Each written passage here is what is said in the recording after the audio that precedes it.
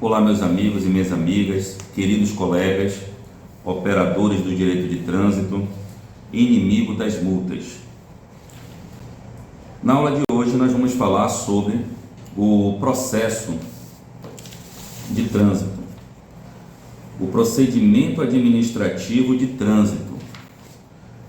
O procedimento administrativo de trânsito, ele é iniciado quando há a lavratura de uma infração.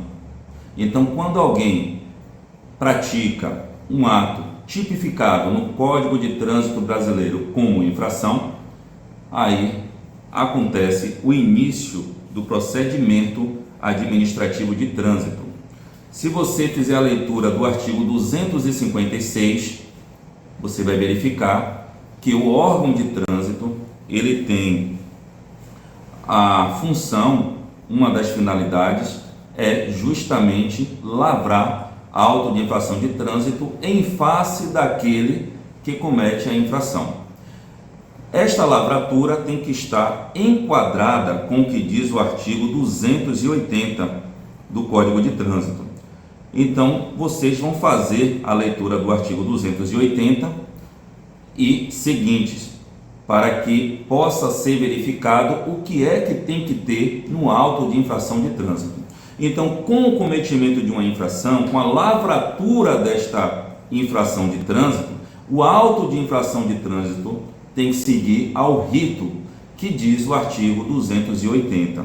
Então, no auto de infração de trânsito, devemos perceber de forma obrigatória a tipificação da infração, o local do cometimento da infração com o máximo de referência possível e o horário certo.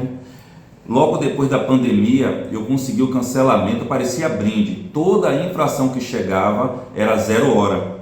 Então a gente conseguiu aqui no meu escritório muitos cancelamentos somente em decorrência da observância desse erro do sistema.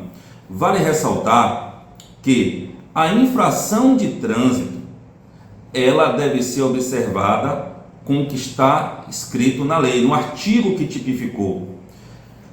Daí, o comportamento daquele infrator, seja proprietário ou condutor, deve encaixar-se perfeitamente no que diz a lei. Se não se encaixar, não tem como aquela infração prosperar. O exemplo que eu dou quase que sempre é a questão da pessoa que invade o sinal vermelho, o semáforo, o farol vermelho, a foto bate, só que no momento que a foto registrou, a cor estava acesa, a verde. Ou, como já aconteceu, dois faróis, né? O farol vermelho e o farol verde acesos. E isso gera dúvida. E na dúvida, o nosso cliente, o agente penalizado, ele deve ser absolvido, que a dúvida favorece o acusado. Dito isto, toda vez que você pega uma notificação de infração e você percebe que está faltando a tipificação da infração ou a mesma está inadequada com aquilo que diz a norma, observe que se alguém registrou um veículo, está trafegando com esse veículo sem o pagamento do licenciamento, a multa, a infração deve ser voltada ao artigo específico para conduzir veículo registrado que não esteja devidamente licenciado. Mas acontece do agente registrar a multa, lavrar com veículo não registrado. Veículo não registrado não é adequado para o veículo registrado e não licenciado. Então há aí o erro, o vício por parte do órgão de trânsito e você consegue cancelar. Outra coisa também que muitas pessoas me perguntam mas o agente de trânsito errou, não pode corrigir esse erro lá no órgão de trânsito? É por isso que a gente pede, quando a gente faz o recurso à defesa prévia, que é a primeira oportunidade do nosso cliente se manifestar, é por isso que nós pedimos que seja enviado o auto de infração de trânsito originário preenchido no momento da infração. no momento da abordagem, no momento da lavratura, porque este sim é que vai conter todos os dados que o agente de trânsito percebeu no momento da infração. E como eu já demonstrei aqui, existem infrações, auto de infrações rasuradas. 6 horas da tarde, aí o cara, em vez de botar 18 horas, o agente de trânsito coloca 6 horas, depois ele coloca o zerinho em cima, e aí fica aquele 8, né, do 18, 8, 18 horas, rasurado. Isso é motivo de cancelamento da infração. Não pode haver nenhuma dúvida quanto ao preenchimento do auto de infração de trânsito. E o auto de infração de trânsito tem que conter a tipificação da infração, tem que conter o local, a data, a hora do cometimento desta infração, características da placa, os caracteres, a identificação de onde é, qual é o estado. Então, as características do veículo, marca, espécie, modelo e elementos que possam identificar aquele veículo no caso de uma dúvida. Exemplo, é o carro de uma empresa, está plotado, está cheio de adesivos. Então, ele coloca a observação, veículo identificado com adesivos da empresa X. Ou seja, isso ajuda a identificar caso haja uma contestação de possível clonagem de placa. O inciso 4º, ele deixa claro que não é obrigatório, mas sempre que possível, o prontuário do condutor deve constar no auto de infração de trânsito. E o 6º também deixa claro que não é obrigatório a assinatura do infrator, já que ele diz claramente sempre que possível. Agora, esse sempre que possível, quem é que decide? É a pessoa. Se a pessoa está prejudicada, acamada, está inconsciente, não há como pegar a assinatura daquele condutor. Todavia, se ele estiver consciente, mas não quiser assinar, não há como forçá-lo a assinar. Ele decide se ele vai assinar ou não. E se ele se recusar a assinar, há algum problema, algum tipo de prejuízo? Negativo, até ajuda, conforme eu vou falar agora.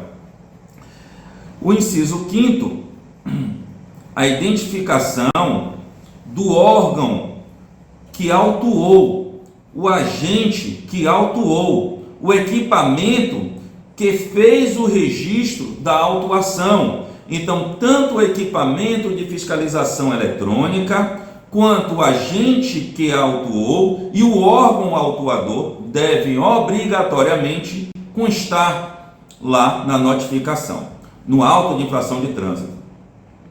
E este auto de infração de trânsito é a base para a sua defesa, é o documento principal da defesa e é o primeiro documento. E por que eu digo que não é recomendado que o cliente, que o autuado assine esse documento? Vamos ver aqui onde é que isso está escrito. Aqui na portaria, na resolução 918 do CONTRAN. Esta resolução, em seu artigo 3º, ele deixa claro que, constatada a infração pela autoridade de trânsito, deverá ser lavrado o auto de infração de trânsito de acordo com o artigo 280. Depois você dá uma lida no 280, 281, em todos que eu estou citando aqui.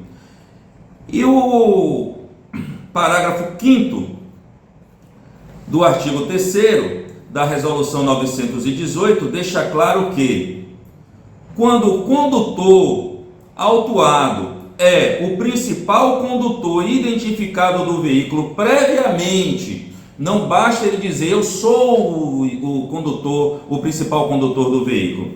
Tem que ser previamente identificado por sistema, carteira digital de trânsito, ou por protocolo no órgão de trânsito principal, que é o DETRAN, de que aquele indivíduo é o principal condutor, ou sendo proprietário. Então, quando o principal condutor, previamente identificado como tal, assinar a notificação de autuação é dispensada. Então, quando ele assinar o auto de infração de trânsito, desobriga o órgão a enviar a notificação de autuação. Isso também para o proprietário. Quando o proprietário for identificado pelo agente e assinar o auto de infração de trânsito, desobriga o órgão a enviar notificação de autuação. Então, a notificação de autuação, ela é obrigatória, salvo se no momento da abordagem, se houve abordagem, no momento da abordagem, o proprietário do veículo assinou o documento AIT, auto de infração de trânsito, ou o principal condutor previamente identificado assinou o AIT. Dito isto, se o cliente, o prejudicado, não assinar o AIT, a notificação de autuação é obrigatória, e esta notificação ela deve ser observada lá no artigo 281 do Código de Trânsito. Ela deve compor, ela deve ter percebido no seu corpo as informações necessárias para que o prejudicado consiga apresentar defesa, observando o que está disposto no artigo 281. Basta uma simples teclada no Google e digitar lá artigo 280 do CTB, 281 e o 282. A notificação de autuação é o primeiro documento, via de regra, que o cliente, o prejudicado, recebe em seu endereço falando da multa, e ele pode apresentar defesa prévia. Há de se verificar que a defesa prévia pode ser apresentada no primeiro dia útil após a lavratura do auto de infração de trânsito. Mas eu não indico que você faça isso. Sabido da infração de trânsito, você já pode se defender. Só que eu sempre indico que a defesa prévia seja apresentada de forma intempestiva, um dia após o seu vencimento, estrategicamente, para forçar um erro do órgão de trânsito. E este erro, que é a observação do prazo da emissão da notificação de penalidade, que é o segundo documento recebido, entre aspas, pelo nosso cliente no seu endereço. Então, o primeiro documento de uma infração é o auto de infração de trânsito. Este nem sempre é entregue ao cliente. O primeiro documento entregue em seu endereço é a notificação de autuação, onde você vai verificar os dados da infração, preparar uma defesa e o requerimento do auto de infração de trânsito. Pode ser junto, se o órgão aceitar, a maioria aceita, ou em separado, a defesa e mais o requerimento. Então, a defesa e o requerimento em separado, você vai entregar lá no órgão de trânsito que autuou. Pessoal, sempre no órgão de trânsito que autuou, nunca no órgão de trânsito DETRAN do seu estado, caso não tenha sido ele quem autuou. Verifique o seguinte: o seu cliente mora em São Paulo e foi autuado no Espírito Santo. Qual é o órgão que você vai enviar a defesa? O órgão de trânsito autuador, o órgão de trânsito lá do estado do Espírito Santo. Todavia, o seu cliente não esteve lá. Ele garante que não viajou para lá, que o veículo nunca foi e que há um erro daquele órgão. Onde é que você vai apresentar a defesa? No órgão autuador. É o órgão autuador que recebe aquela defesa, não é o órgão do estado. Já vi vários erros de pessoas que apresentam defesa no seu estado, no seu DETRAN. Não, é no órgão autuador. Então, se você foi multado pela prefeitura municipal de uma cidade X, você vai apresentar recurso, defesa prévia ao recurso, àquela autarquia municipal que te autuou, que multou o seu cliente. Há de se verificar também que a infração, propriamente dito, quando o cliente recebe, ainda não é uma multa. Ela só vira uma multa quando ela é penalizada. Então, após a penalização daquela infração, ela de fato vira uma multa com obrigatoriedade pecuniária, onde o seu cliente, o nosso cliente, deve efetuar o pagamento. E quanto ao pagamento? Existe a modalidade de desconto com 20%, e esta modalidade de desconto da multa com 20% não retira o direito de defesa. O seu cliente pode efetuar o pagamento da multa com 20% de desconto sem perder o direito de protocolar defesa prévia e recurso. Já se ele optar pelo desconto de 40%, percebido, disponibilizado pelo órgão, que é o SNE, o Sistema de Notificação Eletrônica, que concede desconto de 40%, este sim, retira o direito da defesa, retira o direito de apresentar recurso. Então ele confessa a multa, confessa a infração, paga com 40% de desconto e bola para frente. E por que eu não recomendo que o cliente faça isso?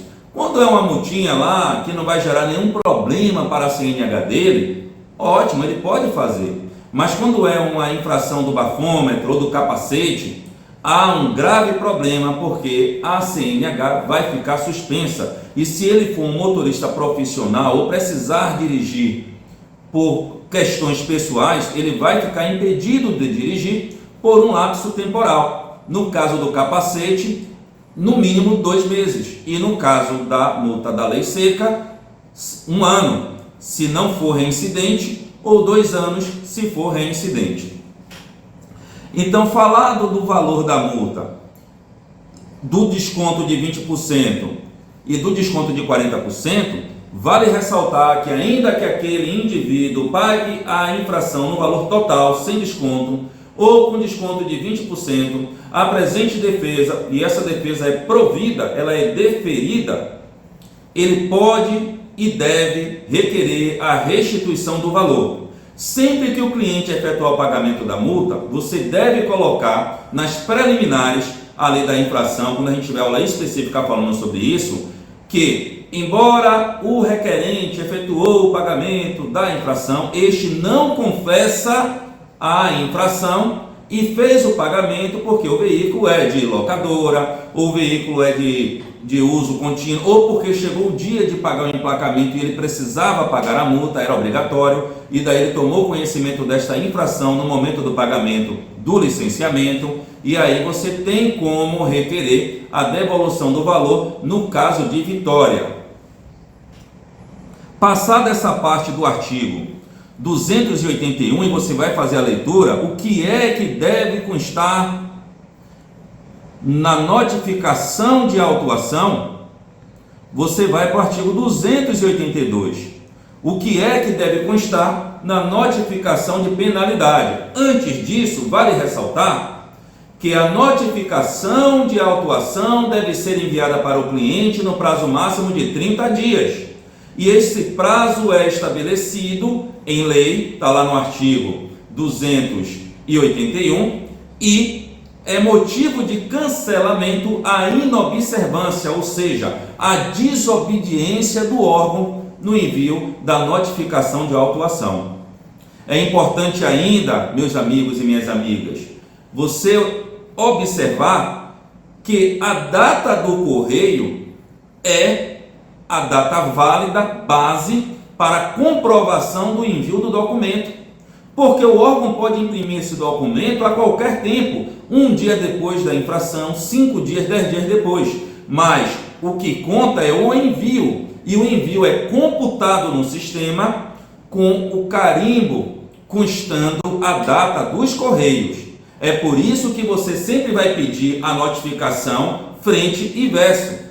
a notificação de autuação e a notificação de penalidade, frente e verso, para verificar se de fato o órgão de trânsito obedeceu ao determinado nos artigos 281 para notificação de autuação e 282 para notificação de penalidade. E o marco temporal, como já dito, é a lavratura do auto de infração de trânsito.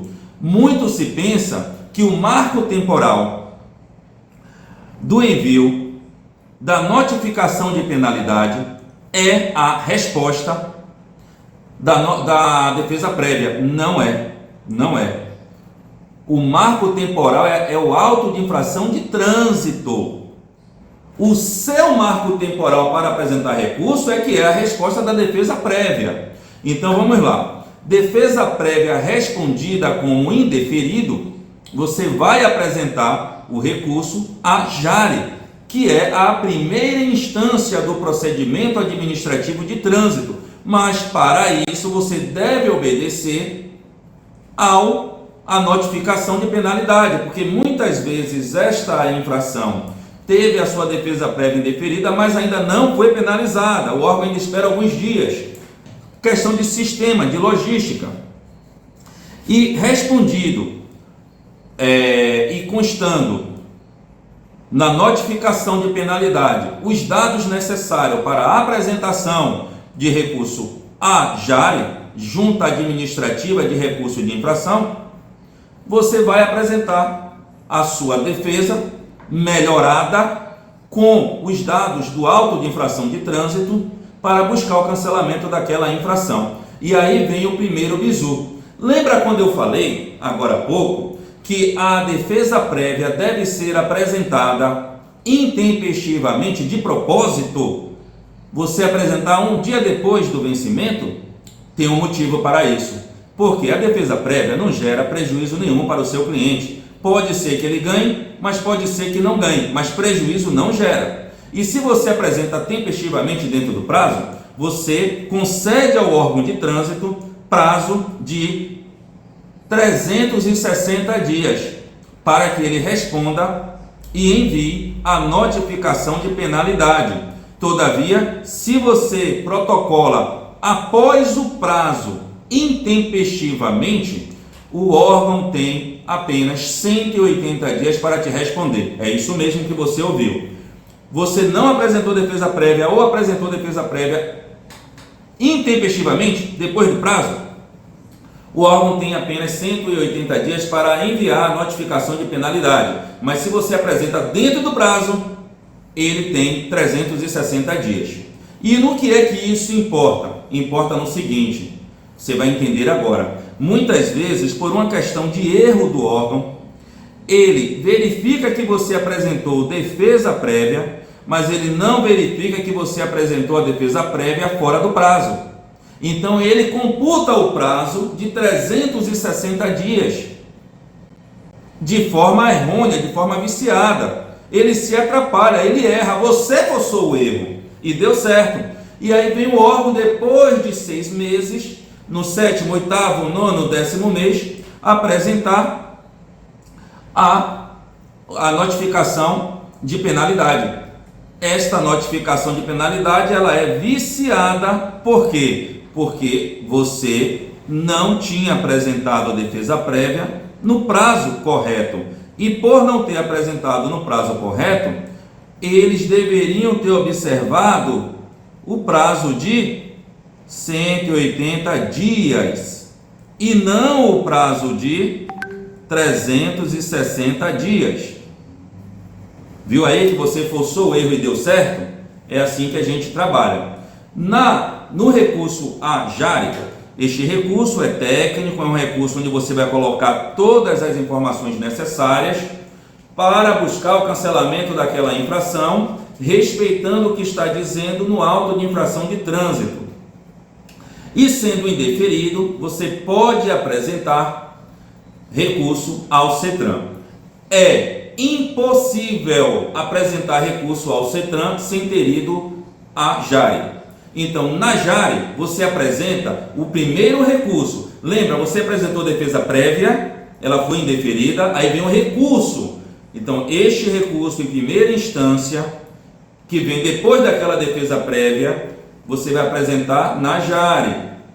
E o segundo recurso, se o recurso à JARE for indeferido, não for aceito, aí você vai ao CETRAN. O CETRAN é um colegiado que se reúne, é o Conselho Estadual de Trânsito. É um colegiado que se reúne algumas vezes por ano, dependendo da logística e das demandas de cada estado, e ele é ligado indiretamente com o DETRAN.